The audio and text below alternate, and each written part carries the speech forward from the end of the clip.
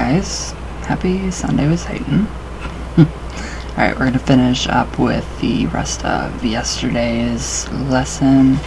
We're still in lesson 9, and this is Modern Magic, 2nd edition, 11 Lessons in the High Magical Arts by Donald Michael Craig. So, where'd I go? Oh, yeah, I had the thumb right on it. So, we will go into this. Alright, so, yeah, this is really, I love the whole entire, the Goetia, all of it is just incredible. So, okay, so by now, you might have been thinking, what does all of this have to do with magical evocation and the Goetia? Yeah, I don't know either. So, well, I want to tell you that I like to think that I am not paranoid, but I believe in my possession, something which scares me. Oh, okay, let's see what he has to say about possession, although I doubt demon possession is the result of playing simple fantasy role-playing games. Very true. I have a similar game which features evocations from the Goetia and playing pieces which are nothing less than miniature versions of the Seals of the Spirits from the Goetia. Oh, okay, so he was possessed, you think, or let's go on.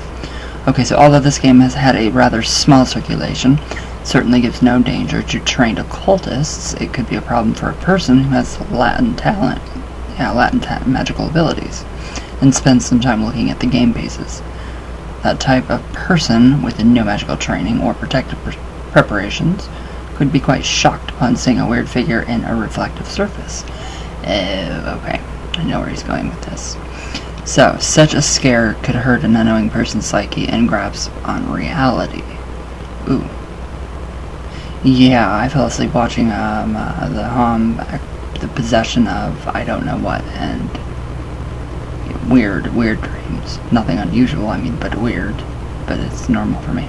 So he also says, I fear also that people may become obsessed with certain thoughts and ideas, whether they be along occultic, magical, or other lines.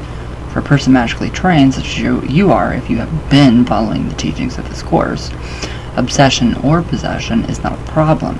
For untrained, easily influenced people, care is needed. This is why I hope that the copies of the game I possess receive no further circulation than they already have. With this we end our study of the Goetia. Alright, so that was the end of the Goetia, the study. I wonder what game that would be. I really wonder what game that is. If anybody knows, comment below and let me know. Wonder if it's the die rolling game with, I don't know, honestly, no clue. Alright, so before moving on to another book of evocational material, I'd like to pause and share another ritual of protection. Okay, so the focus of this course has been on modern Kabbalistic theory. What I have somewhat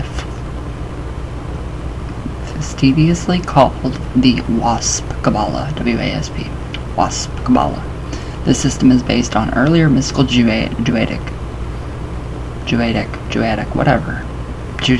traditions, which in turn had been based on even earlier Semitic, pre-Semitic, and non-Semitic sources.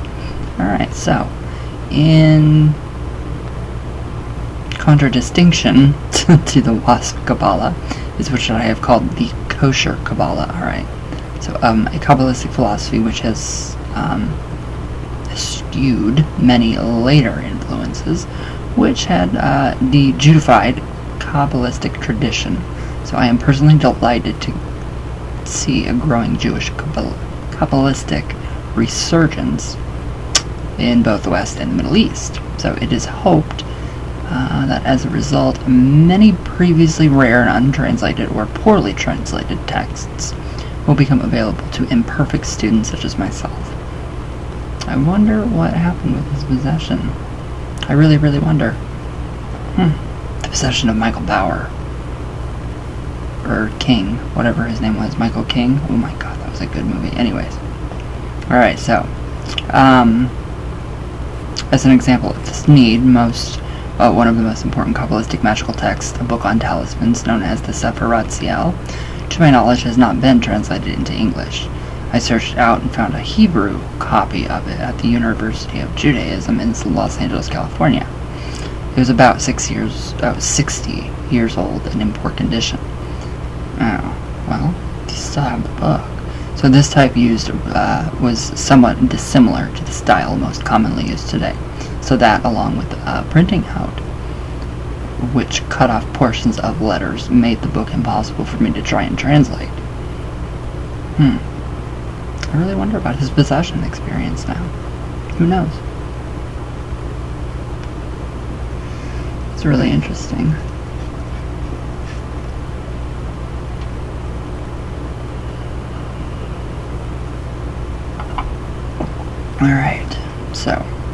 Alright, another important book, not yet published, translated, is by the famous Rabbi Isaac Luria. It is called The Revolution of Souls, and is about reincarnation. I really want to read that. Much of this theory has been presented in these lessons, which I learned from secondhand sources. Perhaps some true scholar of a mystical bent will try his or her hand at the necessary task of translating these two books, as well as many of the others, which sit in waiting for a long time, when they may illuminate the world. That's interesting. It's really interesting. Alright, so the reason I am, again, talking about the kosher Kabbalah is that many people have asked me if there are any uniquely kosher Kabbalistic rituals, and of course there are. And I have recently found a good protective ritual of this sort. So it is based totally on Jewish sources, and most importantly on the Sefer Yetzirah. So in the Sefer Yetzirah, we are told that God sealed the various directions of space with various permutations of 3 letters of the ultimate name, those letters being Yud, He, and Vav. Using this as a basis, I present a ritual which can be used in place of the Rose Cross ritual. I like that, maybe. And he calls it the Yetziratic Sealing Rite. So, this rite requires only 1 candle of purest white, a stick of incense, and a match or lighter. Perfect. Alright, now step 1, face east and light the candle on the table or altar, which is before you. Now hold the fingers of the hands in 3 groups each. The little finger and ring finger are together. So the middle finger and the index finger are together, and the thumb is just by itself. So it is the traditional hand position of blessing used by the Jewish high priests. Ooh. So left hand and right hand, we see. You guys can screenshot that right here. It's pretty interesting. So what is it? What is that? That is from what? Star Wars? Star Trek? Yeah, that is from Star Trek. So that is a blessing? Huh. A Jewish blessing. I did not know that. That's neat. Alright, so. Alright, now hold your hand. Oh. Yeah, hold your hands as if blessing the candle and say, Blessed art thou, O Lord, vibrate Yod He Vav He, and ruler of the universe, who hath consecrated and commanded us to kindle the sacred lights. Okay, now step 2. Take the incense in your right hand and light it from the flame of the candle. While it is still flaming, say, Let the whole universe know that the one God who is my God, vibrate Yod He Vav He, and blow out the incense so that it only smokes. Step 3A. Look up and say, I seal the heights with vibrate Yod He Vav He. Yod He Vav. Oh, Yod He Vav. Alright, now step 3B. Look down. I seal the abyss with vibrate Yod Vav He. Spelling the letters with the incense. So you're going to have to spell those letters, the YBH, with the incense. Now step 3C. Looking forward to the east, say, I seal the east with Hed, or He Yod Vav. Again, spelling the letters in Hebrew. In a similar manner, vibrate and spell the words in the following actions. So step 3D, in a clockwise direction, turn 180 degrees to the west and say, I seal the west with He Vav Yod. Step 3E, turn clockwise 270 degrees to the south and say, I seal the south with Vav Yod He. Step 3F, turn clockwise 180 degrees to the north and say, I seal the north with Vav He Yod. So there it is, just the same word being used in just in different, places. Now step 4, turn clockwise 90 degrees back to the east. Reassume the position of priestly blessings as in step 1. So like this. It's cool. I mean, I did not know that. It was more than just Star Trek. Wow. Alright, now, and say, in this way does this microcosm repeat the macrocosm, and the whole world is blessed. Hallelujah, hallelujah, hallelujah. Salah, salah, salah. Amen, amen, and amen. Oh, okay. Step 5, you may now abide in the peace, for as long as you wish. The rite is ended. Alright, so that's pretty easy. That's a really, really easy rite. I really like this one. I might actually use it. I don't know. So, what is this again? A protection rite. I think everything in Latin sounds better, so let's see. Let's do that again. Yeah, right there. Have the ouch. Have the thumbs out. I don't know which one was from Star Trek. I think it was this. Yeah. There we go. So that's the blessing. Alright, the rite is ended. Alright, now the part 5. Alright, here we get into some good stuff. This is the lesser, or the greater key of Solomon. So, part 5. And they do have these on Amazon. You can check on Amazon for these keys. The greater key of Solomon, the lesser key of Solomon, the Goetia. And you will find them for pretty cheap. So yeah, just make sure you follow, what you think you should. Use your gut. Now, the Greater Key of Solomon is readily available at any metaphysical bookstores and occult shops. So it is fascinating that many occultists claim that the Lesser Key deals with evil spirits and the Greater Key deals with the good ones. So this is merely a repetition of what other ill-informed writers have claimed. There is not one bit of proof that one key deals with the evil spirits and the other deals with the good ones. I don't think they're evil at all. None of them are. So the Greater Key is divided into 2 major sections or books. The second of these books describes the various tools or weapons of the magician, including several which do not seem appropriate for the practice of high magic at all. So, but this is necessary, as the first book of the Greater Key is a combination of high and low magical methods. So as an example of the later, the Greater Key includes a method of making oneself invisible using a small image of yellow wax in the form of a man. This type of image magic, sometimes called puppet magic, is not the repertoire of most Kabbalistic magicians. Alright, so this is far more in the realm of natural or low magic. I like that.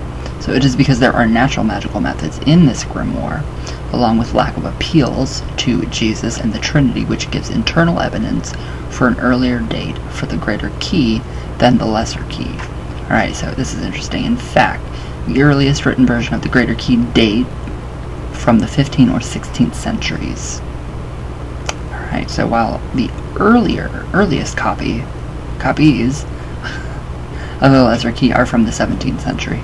Of course, oral versions of both of the books may go back and forth much further. So and earlier manuscripts from these books may still be discovered. So this did happen with a grimoire called the Picatrix. I like that, Picatrix, which has never been translated into English. It was thought to be a typical example of writing from the Middle Ages, so recent discoveries show it to be a translation of a much earlier Arabic work. And I really wish I could speak these languages, I really do. So naturally, it is not my desire to recopy the entire Greater Key of Solomon here. However, the evocational conjurations are similar in form to those of the Lesser Key, and as given in earlier in this lesson. Thus, you should use the evocations from the Lesser Key by changing the phrase Spirit Baal, as in the earlier example for Angelo so-and-so, or Angel so-and-so, Angelo. Okay, so I know this may infuriate some purists, but the technique and philosophy are the same. If you want to drag yourself through 5 single-spaced pages of evocations, such are given in the Greater Key, you may be my guest. Alright, so in the Greater Key, we are again confronted with a puzzle to our understanding. A puzzle obviously created to fool those without training. Between books 1 and 2 of the Greater Key is a section filled with pentacles and how they can bring you various powers and abilities. Alright, I know this one. So this seems to imply that they are actually talismans. However, if you go through book 1 and actually study the evocations, you will see that the magician is told to show the pentacles to the spirit which appears and demand all that he shall wish from the king of spirits. So, as you can see, implying that these symbolic figures are talismans is a cover to prevent their true potential from falling into the hands of the untrained and unprepared. Okay, lots make sense now. So, below is the pentacle associated with the sun today. So, its purpose is to free you from thought patterns which keep you from achieving your desires. So, the evocation should be done on the day and in the hour of the sun. If so done, the entity which appears will tell you how to break your mental bonds and be free. So, in your evocation, use the term Lord, Yad-He-Vav-He, instead of Spirit Baal, not Belial, Baal. So, here is the sun seal. We can see the solar cross in there, big time. Pretty interesting. Very interesting. I did not know this. So, alright, now below is the pentacle for controlling the spirits of Venus. So it would be good for any of the purposes listed under Venus on the talismanic magical chart. So you would want to use the name of the appropriate archangel instead of Spirit Baal. So evoke the spirit of Venus, the archangel amongst others, and ask of it what you will, as it is appropriate to the planet, of course. Do the evocation during the hour of Venus, and if possible on the day of Venus. Alright, so there's the seal of Venus. And we all find these. We all have these. So, okay, on the top of the next page is another pentacle associated with the Venus. Its purpose to invoke the spirit, Yon-El, and to give you information on how to obtain grace and honor. Yon-El comes from the Hebrew outside the central figure, Yad Vav Nun, Aleph, and Lamed. Alright, so here is that one. Looks like a regular pentagram. This one. Interesting. So finally, the pentacle below is another one of Venus. Wow. Its purpose is to learn from the angel Manakiel how to attract love. Alright, so there's that one. That's how to attract love. Interesting. Very interesting. Alright, so. Alright, he goes on to say, I wish to I wish to something, whatever that word is, I don't know. Here, that magical evocation is not just working with your fantasies and imagination. Neither is it a type of spiritism which seeks contact with any dead souls or entities which happen to be nearby. That's not what spiritism is. Anyways, rather, it is a very real method of making contact with entities on a higher level of existence. So they are always there. It is usually we who are not aware of them. In magical evocation, we not only become aware of them, but choose with whom of the myriad of entities available we desire contact. That's getting into the realm of jinn. So I wonder. Now, in the Greater Key, we obtain some specialized information, which is not in the Lesser Key, and we can assume that is specifically for use with Greater Key entities. When doing evocations from the Greater Key, there is a slightly different method for using the pentacle. After using the pentacle to focus your attention, don't confuse this with your magical tool, the Earth Pentacle. It's the seal and then your Earth Pentacle that we created with the black part that you hold. So, where to go? Cover the pentacle so that it cannot be seen. Usually a piece of black silk is used for this purpose. Then when the entity appears in your magic mirror, show the pentacle to the entity. So the result is that the entity will be bound by your will. So we will use this technique in a similar way, but for another purpose in a later lesson. Very interesting. So before going on to another aspect of evocative magic, there is another book I wish to mention in passing. This is a book which was apparently used as a source by a branch of the Golden Dawn, known as the Alpha and the Omega. So the name of the book, which was translated by Mathers, is the Grimoire of Armadale. This unusual book, oh god, now I must have it, unusual, though still in print, is mostly ignored by magicians, because they do not understand or dare not to try magic of evocation. Its internal structure, references to Jesus throughout the book, indicates a later work than the Greater Key. In fact, some of the names of the spirits in this book seem to be similar to those of both of the Lesser and Greater Keys, and another work known as the Arbitrel of Magic. There's so many grimoires out there that I want. Oh my god, and I would not be able to do anything with them.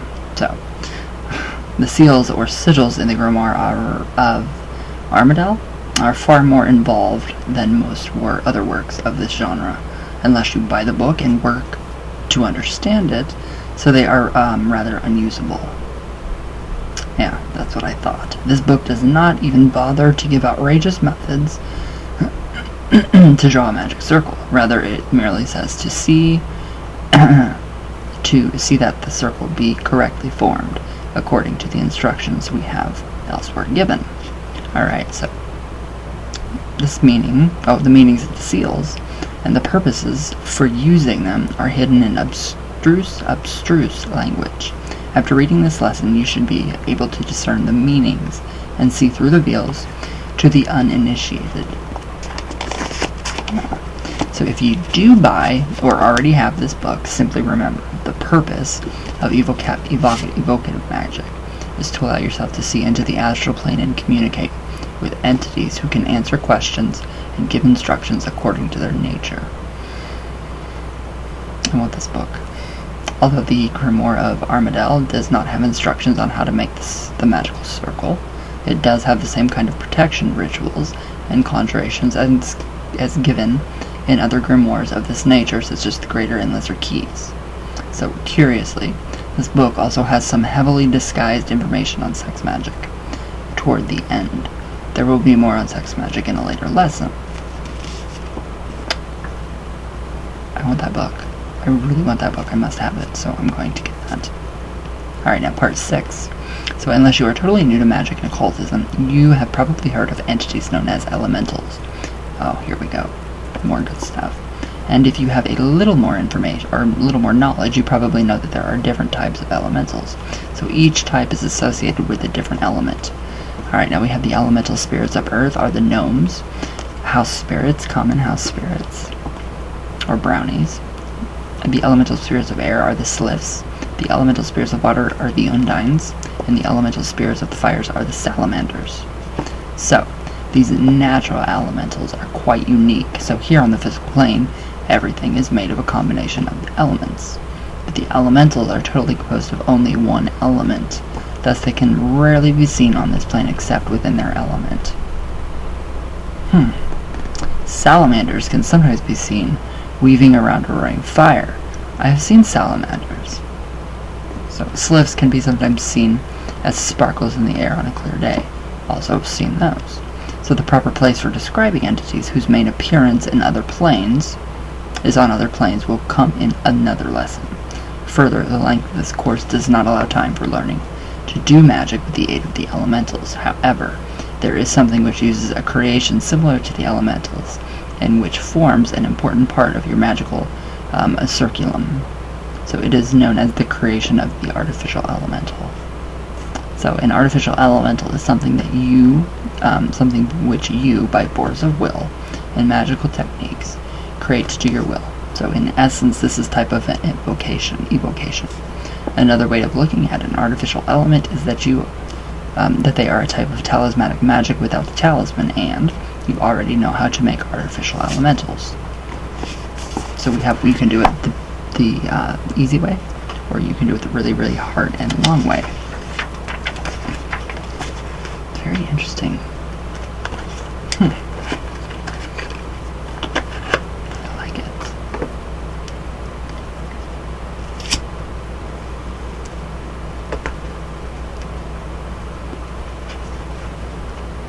Alright. So an artificial elemental combines the force of a particular element with a will or direction created by yourself. So thought forms, in a sense. So thus, if two of your friends were having a disagreement, you might wish to send them a bit of elemental water to cool them off. So here you are combining an element water with a purpose, calm friends. So perhaps you have a boyfriend or a girlfriend who to your mind is not amorous enough, loving enough, I take it, yeah, amorous. Sending that person some fire element to increase their ardor purpose might do the trick. Similarly, if you are a manager with a lazy employee, sending some fire element to increase the employee's productivity purpose could be what is needed to encourage the employee. So an artificial elemental also has a type of rudimentary consciousness or sense of purpose. So this is what you instill in it, as will be explained. So much as a cruise missile will move around objects in order to find its target, so too will an artificial elemental discover ways of achieving the goal you give it. Very interesting. Love it. So, alright, this means that the amount of elemental energy you give it may not be equal to the task you assign it. If the energy is too little, the artificial elemental will not succeed in achieving its goal. So if you give it more elemental energy than it needs, and do not tell it how to discharge that excess energy once the goal has been reached, an artificial elemental can become an unthinking and sometimes uncontrollable elemental force, sending out undirected energy at anything and anyone, including its creator. Therefore, when making an artificial elemental for a purpose, you should pay close attention to the following rules. So this falls into the realm of like Zozo. Just totally ridiculous. Well, these aren't elementals, but the way he was created is this basis. Alright, so 1. You should have firmly in mind what you want the artificial elemental to do. So 2. You should not have the artificial elemental affect another person without that person's permission. So in the above situation, A. Employees' tactility give approval for managers to affect them to encourage their productivity. B. The person was already a boyfriend or a girlfriend, and thus what you would be doing would be to strengthen something already in existence, so you are not affecting a new or unknown person. Alright, so that makes more sense. C. You are not affecting the outcome of the argument, merely calming the emotions associated with it, so that the two can more easily settle the differences between them. So, today I really want to do some talismanic magic. I really do. I really want to get that going. I think that would be really cool. So, especially for today, I don't know why. So 3, since this is a type of gray magic, you must first perform a divination to see if the outcome of the magical act would be positive or negative. 4, as a part of the magical process, the artificial elemental must be given the command to disperse all energy with no harm to no one when it achieves its goal, or by a certain date and time. So, alright, here we go. Ritual for the creation of an artificial elemental. It's amazing to me. Step 1, decide on the purpose and do a divination to determine the outcome. If it's positive, proceed to step 2. With these, I would actually recommend doing the Lenormand Tarot, since they're so precise on what the matter is in the situation. Step 2, perform opening by Watchtower. Step 3, imagine that you are the element which you wish to form into an artificial elemental. Instructions for this are in the earlier lessons of this course. So hold your hands 9 to 12 inches apart, palms facing each other. Now imagine a bottle or a box between your hands. Next, as you exhale, visualize all of the element you are working with going out with your breath and being trapped in the container between your hands. Do this until the container is literally bursting with elemental energy. That'd be interesting to try on a lower magical level. Alright, now, step 4. Take your hands away and let the container float in front of you. Pick up the tool associated with the element with which you are working. Put the end of the tool against the visualized container and say, I hereby name thee blank. Go thou and do such and such. When you have completed this task, disperse and reunite with the name of the element everywhere and harm none on your way.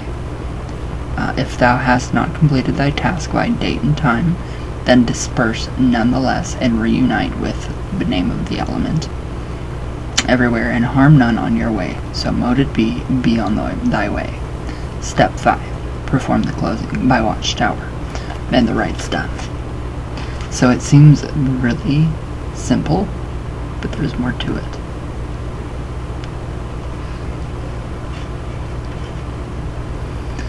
There's a lot more to it.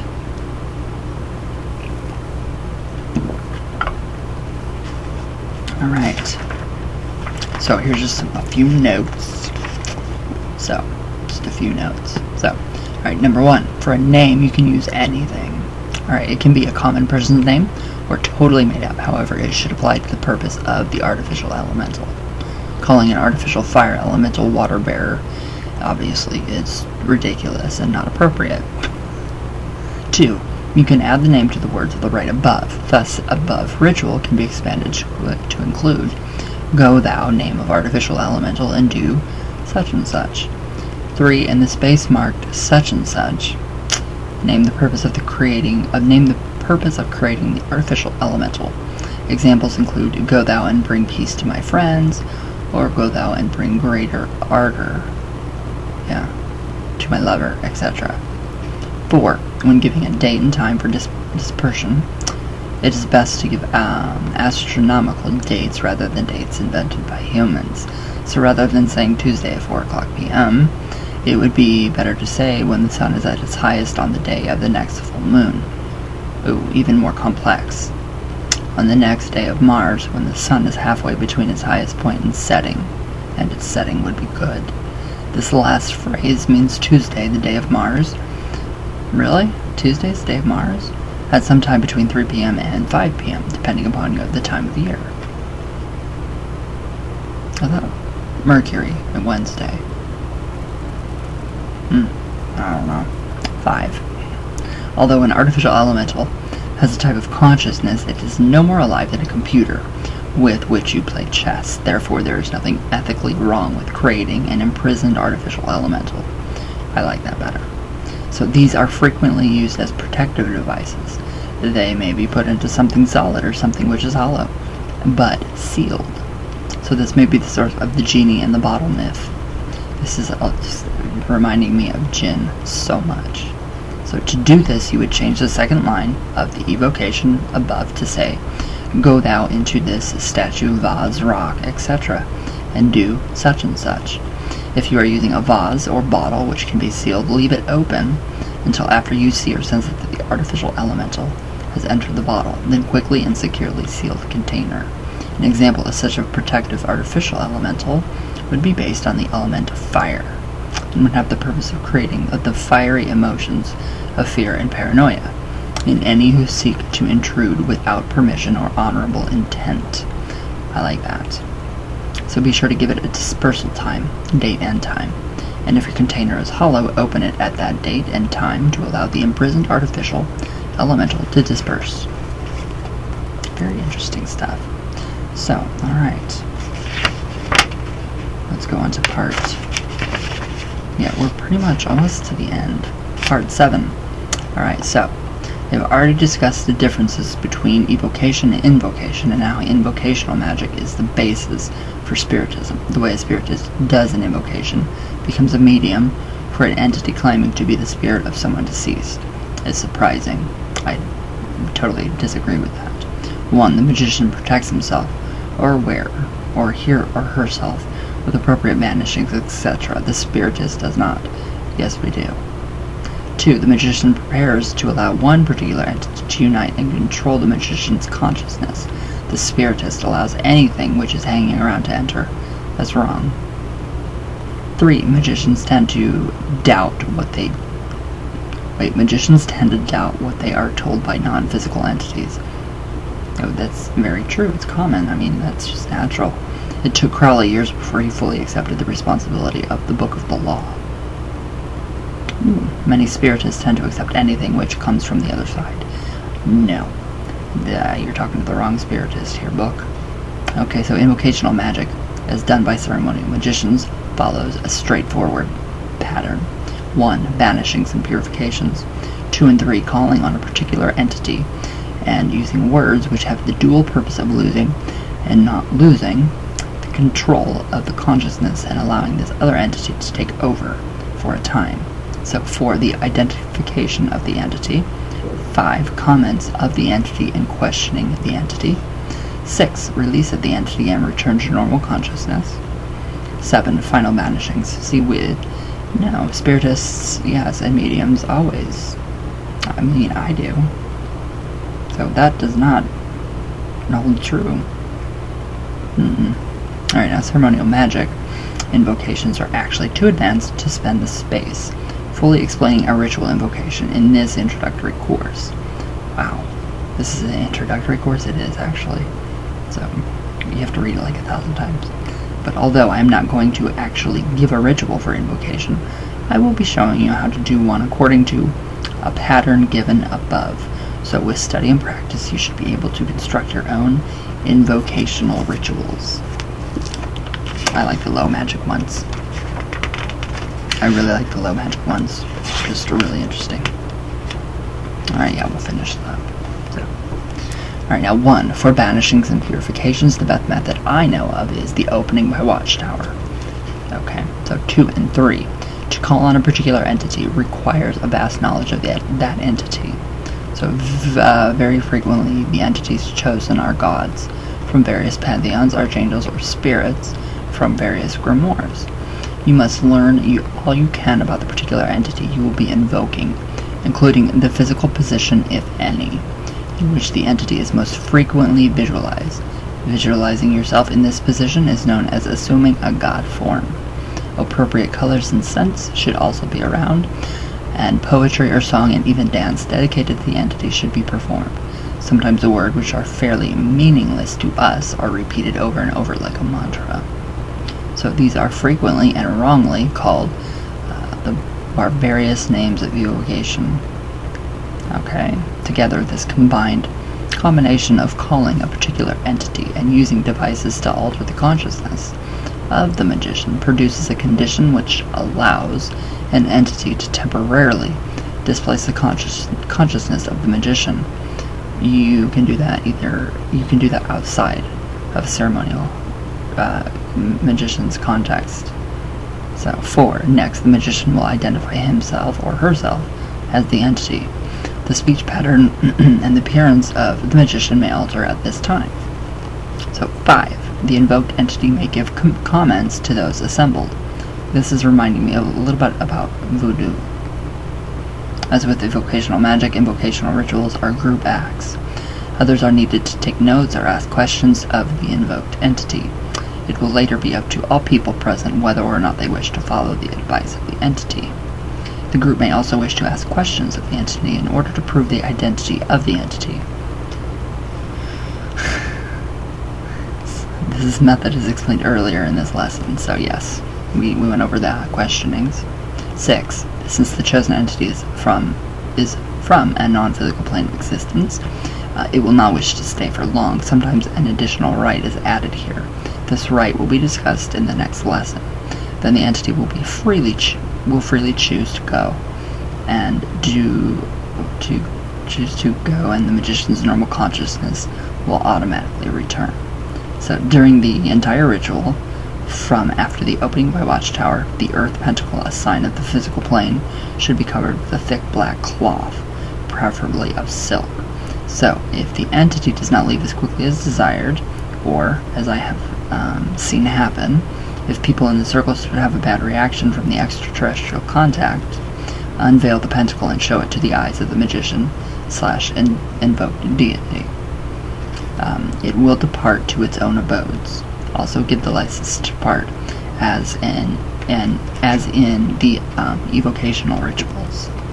So during the time when the non-physical entity is invoked, the consciousness of the magician is not simply gone, rather one of the two things happen. It may stay on the astral plane near the body of the magician, otherwise it may go throughout the astral plane.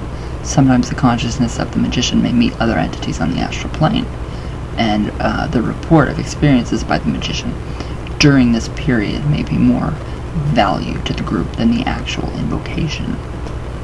That's very interesting. 7. Do the closing by watchtower. So there are many beautiful versions of this type of ritual given in sources, both pagan and ceremonial. I'm leaning more towards pagan. So one of my favorites is an invocation to a deity which came before creation. And thus was not created. In the words of the invocation, the entity is bornless. Listen to the words of the calling. Ooh. So an entity that's never had form, or any kind of form on any kind of plane. Alright, so, thee I invoke, the bornless one, thee that didst create the earth and heavens, thee that didst create the night and the day, thee that didst create the darkness and light. Thou hast distinguished between the just and the unjust. Thou didst make the female and the male. Thou didst produce the seed and the fruit. Thou didst form men to love one another. That kind of reminds me of Baphomet in a way. So this is followed by a long selection of barbarous names, which is meant to be repeated over and over, although it is not mentioned that you are supposed to do so. So until the bornless one takes over, the best way to allow this to happen is to inflame thyself with prayer. Finally, the magician's personality leaves and the bornless one identifies himself. Alright, so it says, I am he, the bornless spirit, having sight in the feet, strong and the immortal fire. I am he, the truth. I am he who hath that evil should be wrought in the world. I am he that lighteneth and thundereth. I am he from whom is the shower of life of earth. I am he whose mouth ever flameth. I am he, the begetter and the manifester unto the light. I am he, the grace of the world. So it sounds like Baphomet to me. Alright, is that not beautiful? It is, kinda. So versions of this can be found in the Lesser Key of Solomon, in Goetia, and in Crowley's Magic and Theory and Practice. It's very interesting. So the reason I am not presenting an invocational ritual in full is not because it is dangerous. If you have practiced the rituals given so far in this course and followed the instructions given, you will have no problem. So what I wish to present to you is the idea that rituals are not static and unchanging. Is there an entity that you wish to invoke? Do you do the research on that entity? Learn all you can about the entity, find poetry dedicated to it, or write some yourself. To be successful, you must become totally involved with that god, archangel, or spirit. So, and then you must truly want the entity to come to you. To do this, you must inflame thyself with prayer aimed toward that particular entity. It's interesting. It's a very, very different way. So I want to give you as much information as possible in this course. With evocation and invocation, this task is rather incomplete. So this is because the very nature of magical evocation requires the use of other books, and the nature of invocations requires a great deal of work on your own. Although these types of magic are very dramatic, you can be a successful magician and never use them. If you do desire to practice these techniques, you will have to purchase the appropriate books or do the necessary work. So remember, one of the goals of this course is to allow you to pick up any book on magic and be able to understand it and work its system. So it's just, this is a universal additive. So, had I not told you the inner secrets of magical evocation and invocation, a great quantity of books might not have been as clear to you as they could be. Thus, this lesson serves its purpose. The instructions on how to create an artificial elemental are a more complete set of magical instructions. You now know how to create an artificial elemental for any purpose you desire. Although the ritual looks short, in fact, it requires much time and effort. It does. It requires that you know the material in the 8 previous lessons of this course. You needed to know the correspondences with the elements. You needed to know the watchtower ritual, which means that you needed to know the pentagram and hexagram rituals. Oops. You needed to know how to generate elemental energy, which also requires that knowledge of elemental pore breathing. In short, this course is cumulative. So he says, I cannot stress this too much. To achieve success in magic requires a dedication to study and practice. It takes years. Years. But it's worth it. So if you want to talk about magic, I think you will enjoy this entire course. If you want to be a magician, a real practicing magician, you must practice these exercises and techniques and rituals given in these lessons. There is no secret pill or formula to become a witch overnight. So now this is the time to get to work if you have not already begun. So we've gone over quite a bit. So we'll go on to lesson 10 tomorrow. So what did we cover today? What did we actually cover today? A lot. We covered a lot. So we went on from, wow. So we finished up, what, lesson 4? I think. I hope. Maybe. Possibly. Alright, so, yeah, we finished up lesson 4 all the way through 7. So parts 4 through 7. Alright, that's very interesting. So have you guys ever had any kind of experience with invocation? Invocation magic? Taking something into yourself? Do you ever do that? I would love to know your guys' experiences, especially with that. So, alright guys, I love you all very much, and I will see you guys tomorrow, and yeah, let me know what you guys think below.